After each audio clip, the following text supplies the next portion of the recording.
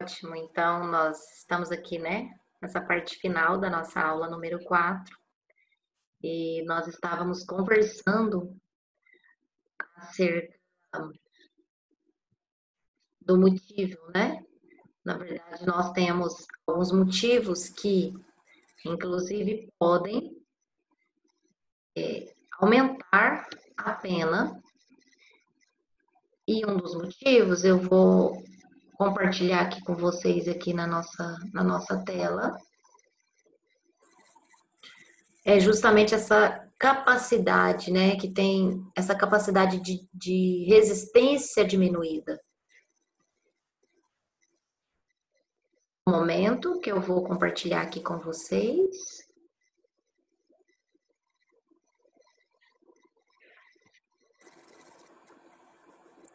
E quando é que se tem essa capacidade, na verdade, reduzida? Estava dando o exemplo para vocês, justamente do caso da embriaguez, que não é completa, né? Tá? Onde nós estávamos.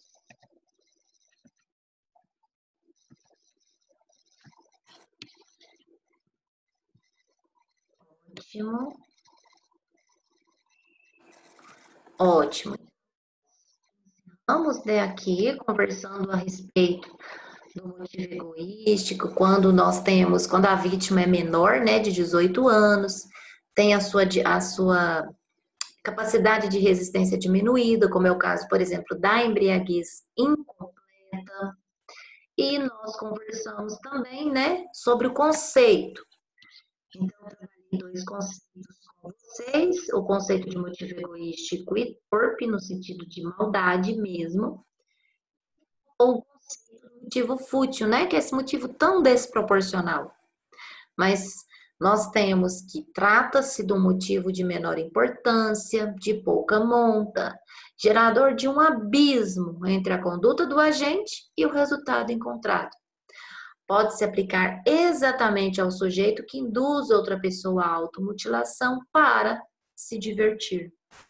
Então, assim, nós percebemos a maldade, né, em diversas condutas, e caso seja essa a motivação em cometa, temos o quê? Nós teremos penas maiores.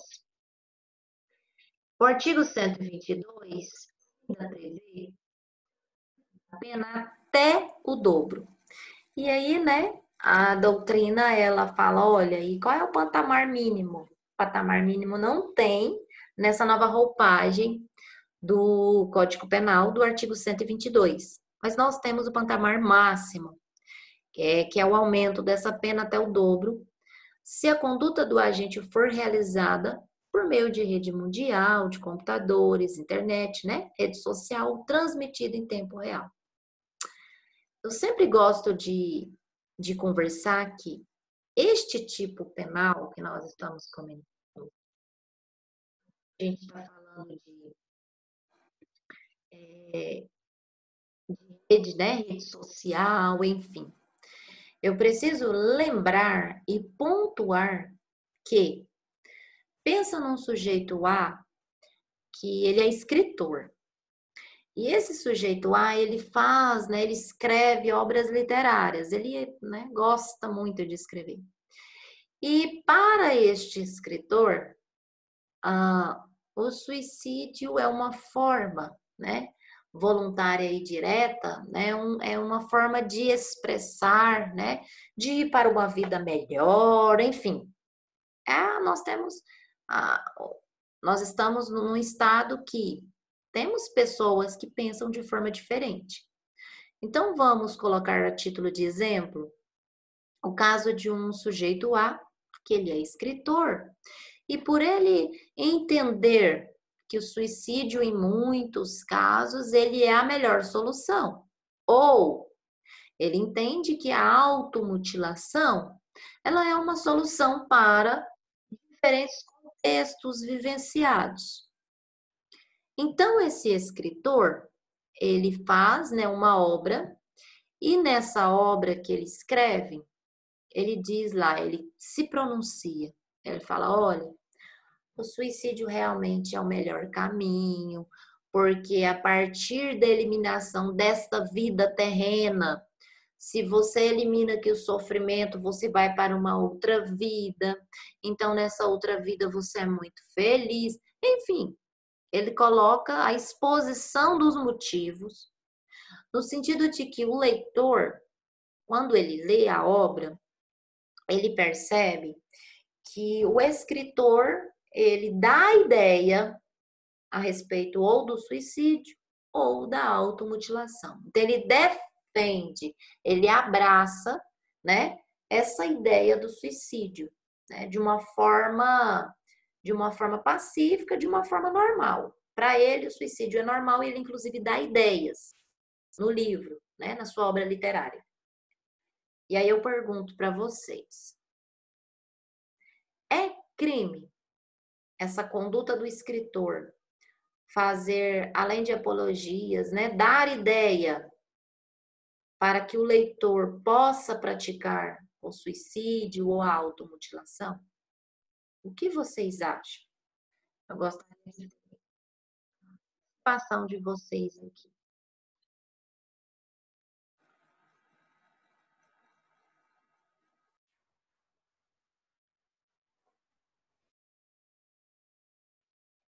O que vocês acham? Daqui a pouquinho eu vou responder outras perguntas aí apresentadas.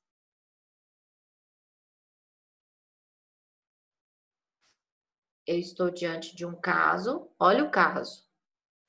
O sujeito é escritor e na sua obra literária ele faz apologia ao suicídio ou à automutilação, como uma forma de alívio físico, psíquico, enfim. Essa é a minha pergunta para vocês. Ó, o Lucas Carneiro, ele diz que não é crime, ele entende como não é crime. Então, se não é crime, Lucas, queria dizer que essa conduta dele atuar típico, né? O Vitor também acredita, como o Lucas, que não é crime. Uhum. Ah, olha só os dizeres do Lucas aqui. Pois ele não direcionou exclusivamente a uma pessoa. Uhum. Isso, você tá certinho, Lucas. Param até o momento. O que que acontece? Para que nós tenhamos o tipo penal reconhecido em uma obra literária ou em uma música, é necessário o quê? Que hajam pessoas determinadas.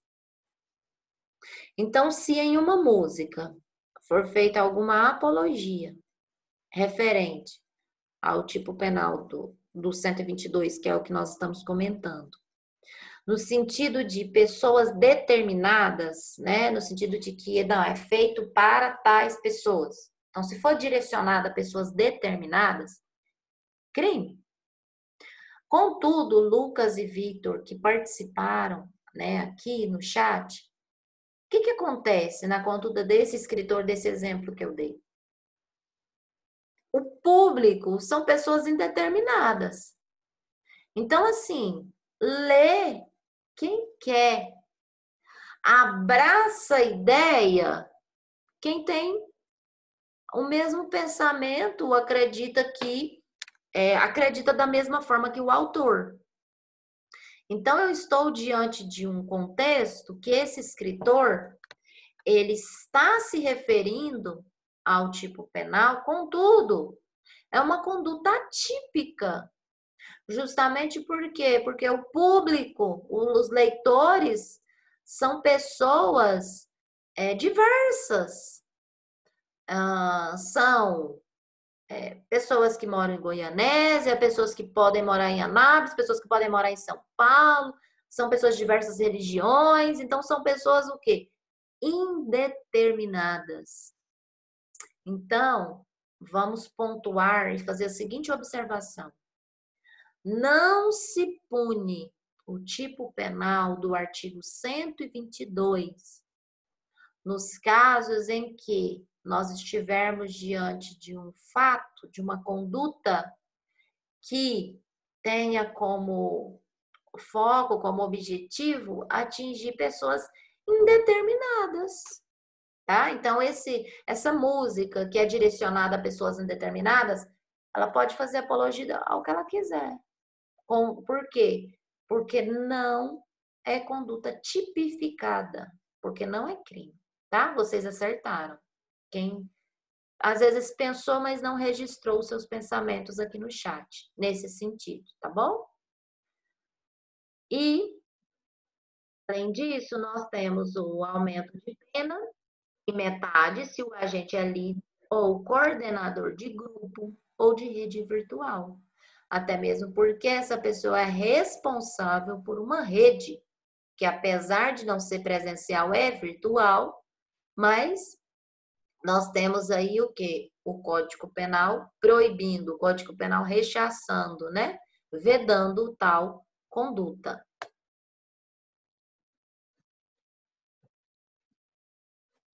Aí, vamos pensar nos vulneráveis. Quem são os vulneráveis? Nós temos os menores de 14 anos. Eles têm o necessário discernimento para a prática do ato. Por qualquer outra causa, não podem oferecer o quê? Capacidade de resistência. Que são quem esses aqui? Na verdade, nós temos previsão lá no artigo 26 do Código Penal. Então, são os vulneráveis. E temos ainda aquelas pessoas que, por enfermidade ou deficiência mental, não têm o necessário discernimento para a prática do ato.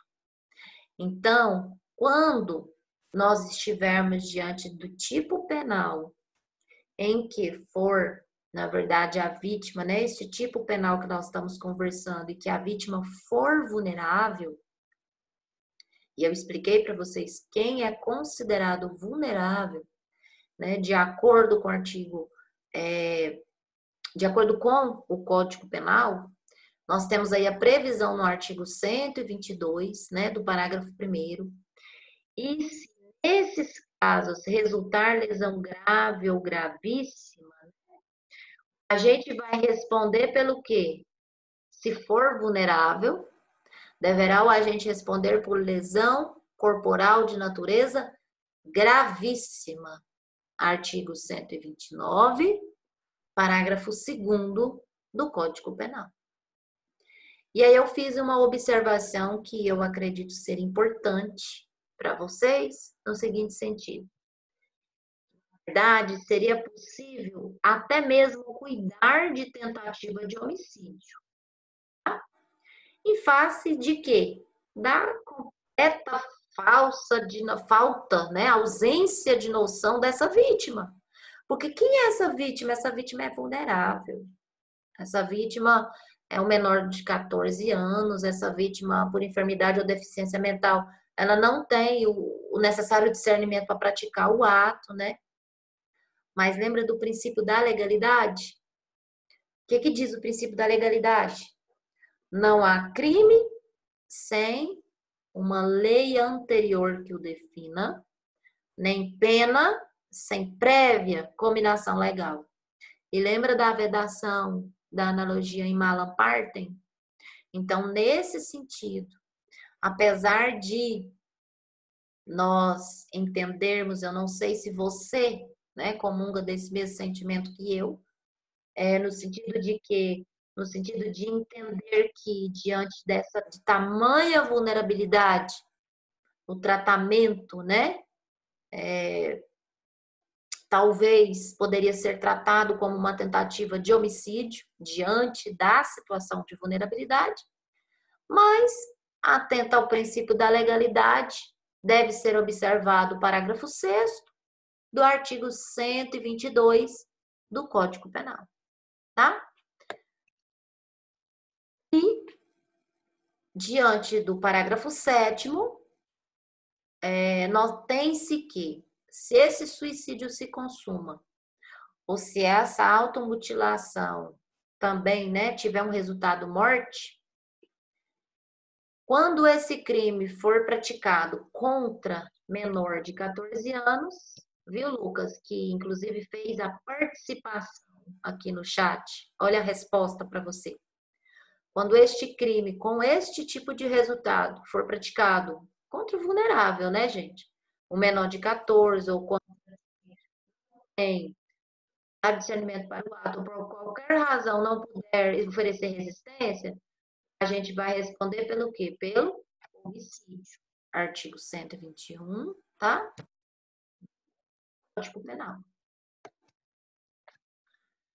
Para a gente já caminhar, né? Para o final, vamos classificar este tipo penal tão importante que sofreu, né, aí algumas alterações. É um crime comum que pode ser praticado por qualquer pessoa. Ele é um crime material em um momento e formal em outro. Lembra o que é um crime material? É um crime que exige um resultado naturalístico, um resultado concreto. Aonde? Nos parágrafos 1º e 2º, tá? Então, os parágrafos 1º e 2º, que exigem um resultado naturalístico, ele é tido como um crime classificado como material, tá bom? Do artigo 122. Mas ele também é formal, porque o delito exige apenas a prática da conduta sem que haja, de forma necessária, o resultado naturalístico. Nas formas de quem? Do caput, né? De onde, na verdade? Do caput do artigo 122 do Código Penal. É um crime instantâneo, por quê? Porque não tem um lapso temporal que ele deva acontecer, né? Então, ele pode ser praticado num determinado momento, na verdade, em qualquer momento, né?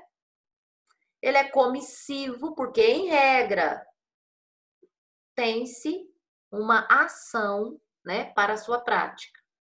Ele é de dano porque ele exige efetiva lesão nos formatos dos parágrafos 1º e 2º, e ele é de perigo, que é justamente a potencialidade, que provoca a potencialidade do dano, né? Na modalidade simples. Ele é unissubjetivo porque não depende de outra pessoa, né? Uma pessoa apenas pode praticá-lo, né? Pode ser cometido. O sujeito ativo para a prática desse crime pode ser uma só pessoa. A forma é livre, porque não tem exigência, tem que ser dessa forma. Tem que ser essa incitação, esse dar ideia, tem que ser por telefone. Não, esse dar ideia tem que ser pessoalmente. Não, esse dar ideia tem que escrever uma carta dando a ideia. Não, não tem uma forma específica, né? Então, pelo princípio da legalidade, nós não podemos fazer analogias conforme bem entender a critério da nossa mente, né? Então, ele é classificado como um crime de forma livre, né? Ele é plurissubsistente, porque, em regra, há mais de um ato. Lembra o que é ato, né? Ato, na verdade, nós temos o filme, eu costumo dizer assim, o filme, na verdade, é a conduta tida como criminosa. E o ato, né, são, na verdade, os capítulos, né, são a divisão, né, são os cenários, são as divisões desse filme, ou de uma série, por exemplo, é o capítulo 1, 2, né? Então, é nesse sentido. Então, o ato, nós temos aí vários atos, né, na verdade, que são praticados, e ele é um crime condicionado, né? Na forma dos parágrafos 1º e 2º, não admite tentativa. Outra importante observação, não admite-se culpa, tá? Somente dolo. Então, ele é um crime doloso, tá? Se houver a culpa, é uma figura atípica por não ter previsão. E a gente não pode, nós não podemos fazer analogia em malam partem, né? Princípio da legalidade e vedação da analogia em malam. Quanto o auxílio por omissão, duas respostas, porque eu falei que, em regra, este tipo penal é um tipo penal que é comissivo, né, por comissão. Mas também temos uma corrente doutrinária, né, duas, na verdade. Uma fala, olha, não é possível o auxílio por omissão, pois a expressão contida no tipo penal fala claramente, prestar auxílio. E aí, quem faz parte dessa corrente? Tem Roberto Lira, tem Frederico Marques, Damásio, entre outros. Outra corrente doutrinária, justamente o oposto, né? Fala, não, pode sim. E aí, quem é? Quem fala é o Nelson Grio, Rogério Sanches, Kleber Masson, Bittencourt, Ari de Azevedo, entre outros. Mas o que eles alegam, né, sobre essa possibilidade desse auxílio neste tipo penal por omissão? Eles dizem, olha, desde que o agente tenha o dever jurídico de impedir o resultado. Então ele diz assim, ó, entendemos como a maior parte da doutrina que é admissível a prestação do auxílio por omissão desde que o agente se encontre na posição de garante, quando no caso concreto devia e podia agir para evitar o resultado, razão pela qual poderá responder de acordo com a norma prevista no artigo 13, parágrafo 2º do Código Penal, pelo delito tipificado no artigo mencionado, tá? Se com a omissão dele dolosa, ele contribuiu para a ocorrência do resultado morte da vítima. Então, na verdade, são dois posicionamentos. A corrente majoritária é a segunda, tá? Que é a de Nelson Hungria. E eu trouxe a título de conhecimento, para que realmente vocês possam entender um pouco mais sobre o assunto. Vamos retomar nossos objetivos? Então, nós compreendemos o tipo penal, nós entendemos, né, o teor da Lei 3.968, que inovou a respeito do tema, o princípio da alternatividade, né, o objeto jurídico tutelado, aqui em comento, e este foi o tipo penal, né, que nós estudamos hoje. Eu gostaria de abrir para mais alguma dúvida que vocês tenham aqui, para que a gente possa encerrar a nossa aula. Tem mais alguma dúvida? Lucas, Ana Paula, Paty, Lamando, Vitor, que está aqui com a gente até o final. Sem dúvidas, Vitor. Ótimo, obrigada pela participação de todos. Ok, Ana Paula, não ficou nada ou em obscuro, né? Que a gente possa traduzir, trabalhar aqui. Então, tá certo. Então, eu aguardo vocês na aula, tá bom? Tá certo, Amanda. Um abraço, viu? Para todos. Com carinho.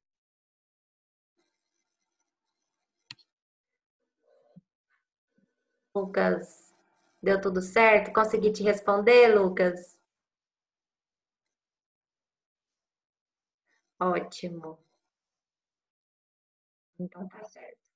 Então, uma boa noite a todos.